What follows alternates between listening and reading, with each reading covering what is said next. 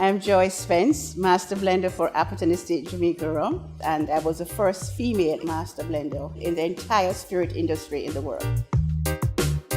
This is an awesome experience where you learn all about the history of rum making. And I like to say it's not just a cultural journey for rum, it's a little history class, a little geography class, a little chemistry class, all intertwined. And at the end, you end up tasting the different expressions that we have available in the Appleton Estate range. The rum culture in Jamaica is very strong. And as a matter of fact, we're known as rum people.